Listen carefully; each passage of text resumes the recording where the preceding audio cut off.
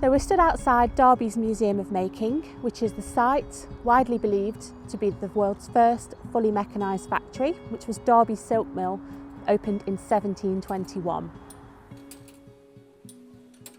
I'm Sally Hawley, I'm Head of Collections here at Derby Museums, and we are stood in the Italian mill here at the Museum of Making in Derby, in front of the Harrison turret clock. So when we discovered this mechanism in our museum stores in 2017, as we were preparing the collections here for the Museum of Making project, it was in a little bit of a sorry state. It hadn't been looked at for a number of years, it wasn't working, and it was incomplete. So we knew that we didn't have the in-house expertise within our curatorial team. So we turned to our friends and partners just over the river, Smith of Derby, and said, how about it? Because we knew that they had a really great apprentice programme, and that fit really well into the ethos of the Museum of Making project, because the themes of the project were inspired by the makers of the past, made by the makers of today, and empowering the makers of the future. So it was really important and really great opportunity for those young people learning the skill in Derby to work on this historic timepiece. So the original turret clock mechanism that you see behind us was originally designed and made in 1841 by James Harrison of Hull.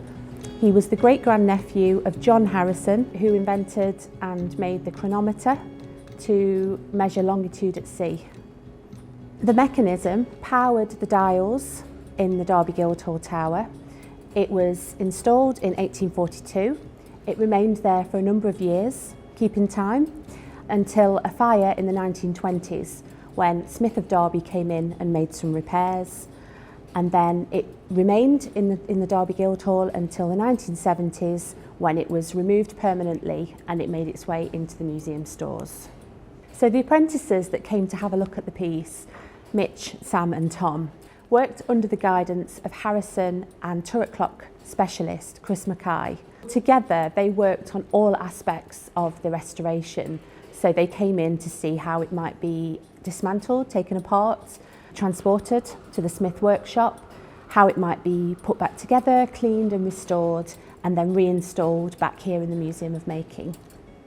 So you'll see that the turret clock sits on a yellow frame. You might wonder why it is on a yellow frame. It's not original, of course, and it's a little bit in contrast to the original blue frame. However, we felt it important to keep it on that yellow frame, which is the test frame. So that is what was built by the team at Smith to work and restore the clock, and it's an important part of the project's story, the clock's history, and so we wanted it to be on display with the original timepiece.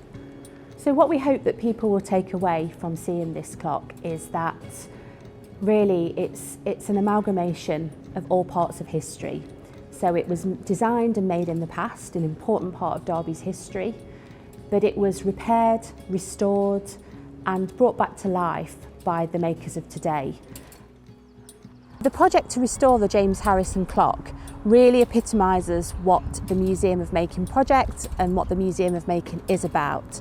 Connecting people with Derby's manufacturing past to think about how things were made, the materiality of those objects, and then really consider, along with all of the other activities and all of the possibilities at the Museum of Making, to really think about how they might become makers of the future.